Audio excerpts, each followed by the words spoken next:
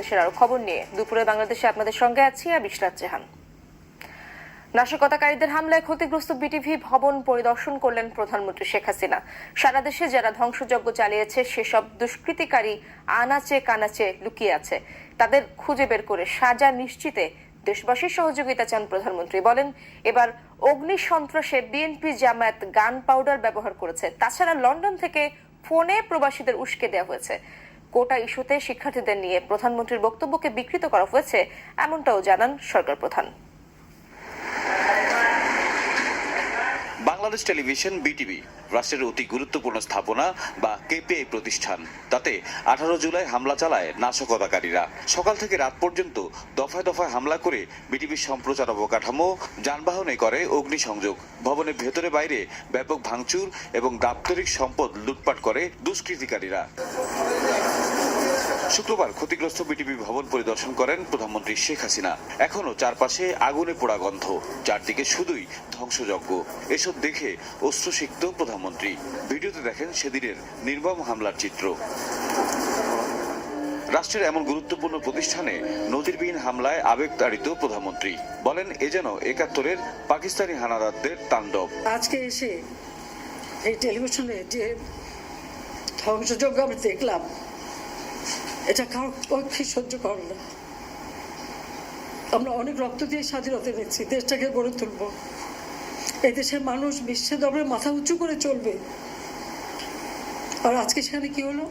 যারা সারা দেশে ধ্বংসযজ্ঞ চালিয়েছে তাদের খুঁজে বের করে শাস্তির আওতায় আনতে দেশবাসীর সহযোগিতা চাইলেন সরকার প্রধান। যারা এটা ধ্বংস করলো আর যাদের জন্য এই দুর্ভোগ, যাদের জন্য আজকে বিদেশে বাংলাদেশের ভাবমূর্তি নষ্ট হচ্ছে, আমি তাদের বিচারের ভার এদেশের জনগণের উপরেই দিয়ে যাচ্ছি। মিথ্যা অপপ্রচার চালিয়ে কাউকে যেন বিভ্রান্ত করতে না পারি।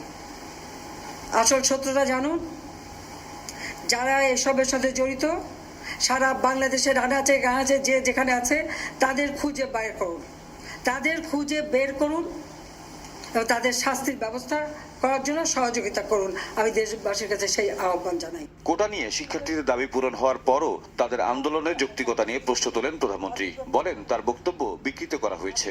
ওই মুক্তিযোদ্ধা এবং মুক্তিযোদ্ধা পরিবার বা মুক্তিযোদ্ধার দিকে যেন তাদের বেশি একটা ক্ষোভ।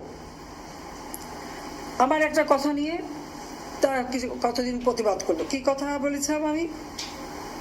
আমার কথাটাকে বিকৃত করা হয়েছিল। তাদের স্লোগানটা কি?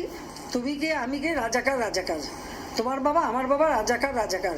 তার মানে তারা নিজেদেরকে রাজাকার হিসেবে পরিচয় দিল। আমি তো তাদের রাজাকার বলিনি। তারা নিজেরাই স্লোগান দিয়ে নিজেদেরকে রাজাকার হিসেবে পরিচিত করলো সকলের কাছে। অতীতের মতো এবারও বিএনপি জামাত অগ্নি সন্ত্রাস করেছে উল্লেখ করে প্রধানমন্ত্রী বলেন, এবার তারা গান পাউডার ব্যবহার করেছে। তাছাড়া লন্ডন থেকে টেলিফোনে প্রবাসীদের উস্কে দেওয়া হয়েছে। এখনো আরো অনেক জায়গায় টেলিফোন করে বলছে ওখানে আন্দোলন করো। এমন এমন দেশে আমাদের সেখানে ফোন করে আমাকে জানাচ্ছে, মেসেজ দিচ্ছে। তাহলে যেটা করার মানে কি, আমাদের দেশের ভাবমূর্তি শুধু নষ্ট না, যারা ওখানে কাজ করে খাচ্ছে তাদের রুজি রোজগারও তো নষ্ট হয়ে যাবে। এখন এটা কিসের জন্য এই ধরনের আচরণ করা হচ্ছে, এটাই আমার প্রশ্ন। সাজাপ্রাপ্ত আসামি মুচলেখা দিয়ে দেশ ছেড়ে এখন দেশ ধ্বংস।